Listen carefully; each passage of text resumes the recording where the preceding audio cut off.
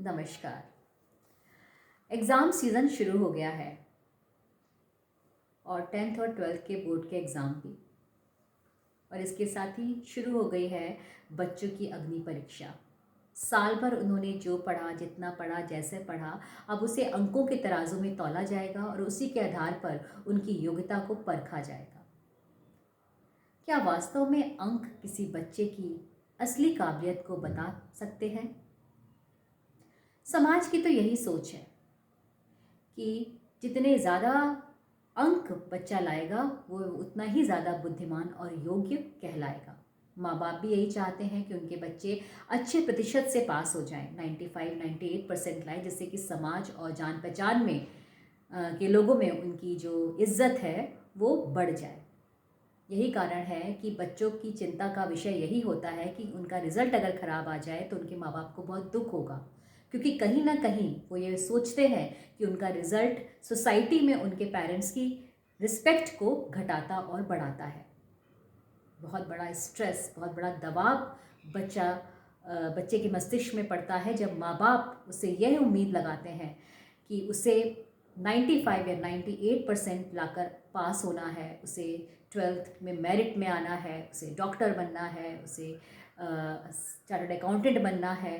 तरह तरह के प्रेशर जो माँ बाप की तरफ से, सोसाइटी की तरफ से बच्चों के ऊपर पड़ते हैं, तो कहीं ना कहीं उन प्रेशर और दबावों का रिज़ल्ट ये होता है, यदि बच्चा मेंटली उतना स्ट्रांग नहीं है तो उस प्रेशर का असर ये होता है कि बच्चा ना चाहते हुए भी उसे वो कदम उठाना पड़ता है जो कि बहुत गलत है, जिसकी हम कल्पना भी नहीं कर सकते। आप समझ ही गए होंगे मैं किस कदम की बात कर रही हूँ। अभी रिज़ल्ट जब निकलेगा तो बहुत सारे अखबारों में बहुत सारी ऐसी खबरें भी आती हैं कि कम अंक आने पर बच्चे ने सुसाइड कर लिया, किसी बच्चे ने, या माँ बाप की डांट के डर से बच्चे ने सुसाइड कर लिया। कहीं ना कहीं इसके मूल में शायद हमारी जो सोच है या हमारे माँ बाप की जो उम्मीदें हैं अपने बच्चों से, वो इसके मूल में नज़र आती हैं कि बच्चे इस तरीके से ऐसा कदम, सुसाइड करने जैसा कदम क्यों उठाते हैं। आज मेरी कविता ऐसे ही विषय पर आधारित है जिसका नाम है महत्वाकांक्षाओं का बोझ। सुनिए। सुनकर यह खबर दिल मेरा गया दहल, सुनकर यह खबर दिल मेरा गया दहल, पड़ोस के शर्मा जी के बिट्टू ने, पड़ोस के शर्मा जी के बिट्टू ने कमरे में अपने आप को बंद कर खा लिया था एक तीखा जहर। अस्पताल में झूल रहा वह जीवन और मृत्यु के बीच, अस्पताल में झूल रहा वह जीवन और मृत्यु के बीच, परिजन भी रो रहे उसके चीख चीख। बेचारे बेहाल माँ बाप हाथ जोड़ डॉक्टर से मांग रहे थे उसके प्राणों की भीख। डॉक्टर दे रहा था उन्हें लगातार दिलासा, सबको था भगवान पर असीम भरोसा, पर पिता के दिल के किसी कोने में, पर पिता के दिल के किसी कोने में फन फैलाए बैठा था एक डर बड़ा सा। अभी कुछ दिनों की है बात, अभी कुछ दिनों की है बात, उन्होंने दिया था बिट्टू को डांट। अभी कुछ दिनों की है बात, उन्होंने दिया था बिट्टू को डांट। बोला था यह कड़क कर, बोला था यह कड़क कर, पहले 95% लाओ दिखाकर, फिर लगाना टीवी और लैपटॉप को हाथ। माँ के भी थे नयन कोर नम, माँ के भी थे नयन कोर नम, उन्हें भी था इस बात का गम। क्यों दिया था उन्होंने उसे हाफ ईयरली एग्जाम में 80% लाने पर ऐसा कठोर दंड। छीन ली गई थी उससे उसकी आज़ादी, छीन ली गई थी उससे उसकी आज़ादी, लगा दी गई थी उस पर ढेरों पाबंदी। रखा जा रहा था उसके पल पल का हिसाब, रखा जा रहा था उसके पल पल का हिसाब, मांगा जा रहा था उससे उन सवालों का जवाब। सवाल भी थे बड़े अनोखे, सवाल भी थे वे बड़े अनोखे, क्योंकि वे थे मिस्टर एंड मिसेस शर्मा की इच्छाओं के झरोखे। झांक रही थी उन खिड़कियों से उनकी वे महत्वाकांक्षाएं, झांक रही थी उन खिड़कियों से उनकी वे महत्वाकांक्षाएं, जिनके बोझ तले दब रही थी बिट्टू के मन की आकांक्षाएं। माता पिता की आंखों में पल रहा था स्वप्न बनाने का उसे डॉक्टर, माता पिता की आंखों में पल रहा था सपना बनाने का उसे डॉक्टर। पर खेलों की हर प्रतियोगिता में अव्वल आने वाला बिट्टू बनना चाहता था एक क्रिकेटर। पिता देते थे उसे उन होनहारों के उदाहरण। अब देखिए किस प्रकार माता पिता प्रेशर देते हैं बच्चे की तुलना किसी होशियार बच्चे से करके। पिता देते थे उसे उन होनहारों के उदाहरण जिन्होंने त्याग अपनी खुशी ओढ़ा था अपने माँ बाप की महत्वाकांक्षाओं का आवरण। पिता देते थे उसे उन होनहारों के उदाहरण जिन्होंने त्याग कर अपनी खुशी ओढ़ा था अपने माँ बाप की महत्वाकांक्षाओं का आवरण।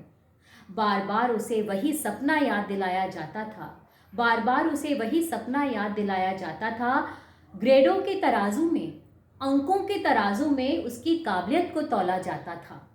अनदेखा कर उसकी असली योग्यता को, अनदेखा कर उसकी असली योग्यता को दिन रात सिर्फ पढ़ाई का ही मशवरा दिया जाता था। लेकिन बिट्टू पर था अभी मस्ती का जोर, लेकिन बिट्टू पर था अभी मस्ती का जोर, क्योंकि वह था मात्र 16 वर्ष का नवल किशोर। नहीं सह पाया उसका कोमल मस्तिष्क, नहीं सह पाया उसका कोमल मस्तिष्क अनचाहे दबाव का एक ऐसा कहर, नहीं सह पाया उसका मस्तिष्क अनचाहे दबाव का ऐसा कहर, और इसी तनाव में घिरकर खा लिया था उसने वह तीखा जहर। मौत के विशाल मुहाने पर, मौत के विशाल मुहाने पर खड़ी थी उसकी छोटी सी जिंदगी, मौत के विशाल मुहाने पर खड़ी थी उसकी छोटी सी जिंदगी। पल पल दूर होती जा रही थी उससे जीवन की हर खुशी, छीना जा रहा था उससे जीने का अधिकार, छीना जा रहा था उससे जीने का अधिकार। बन रहा था वह अपने माँ बाप की महत्वाकांक्षाओं का शिकार। क्यों नहीं समझते आज के पालन करता, क्यों नहीं समझते आज के पालन करता, अपनी इच्छाओं को बच्चों पर यूं नहीं थोपा जाता। लेनी पड़ती है पहले उनके मन की था, लेनी पड़ती है पहले उनके मन की था, फिर चुननी होती है उनके लिए एक सही राह। बीत गया वह समय जब बच्चे, बीत गया वह समय जब बच्चे अपने माता पिता की अधूरी ख्वाहिशों को पूरा किया करते थे, और माता पिता भी अपने नाकाम ख्वाबों के आईने में अपनी संतान का भविष्य निहारा करते थे। बीत गया वह समय जब बच्चे अपने माता पिता की अधूरी ख्वाहिशें पूरा करते थे, और माँ बाप भी अपने नाकाम ख्वाबों के आईने में अपनी संतान का भविष्य निहारा करते थे। नहीं बदलेंगे पालनहार यदि, नहीं बदलेंगे अब पालनहार यदि उनकी यह पुरातन सोच, नहीं बदलेंगे पालनहार यदि अपनी यह पुरातन सोच, तो उठाते रहेंगे यूं ही उनके बच्चे, तो उठाते रहेंगे यूं ही उनके बच्चे अपने बस्तों से ज़्यादा उनकी महत्वाकांक्षाओं का बोझ, तो उठाते रहेंगे उनके बच्चे यूं ही अपने बस्तों से ज़्यादा उनकी महत्वाकांक्षाओं का बोझ। तो सचेत हो जाइए, जो बच्चा बनना चाहता है, जिस राह पर चलना चाहता है, उस राह को पहले जानिए, परखिए, क्या ये राह उसके लिए सही है, फिर अपनी इच्छाओं को बच्चों को जताइए। नमस्कार।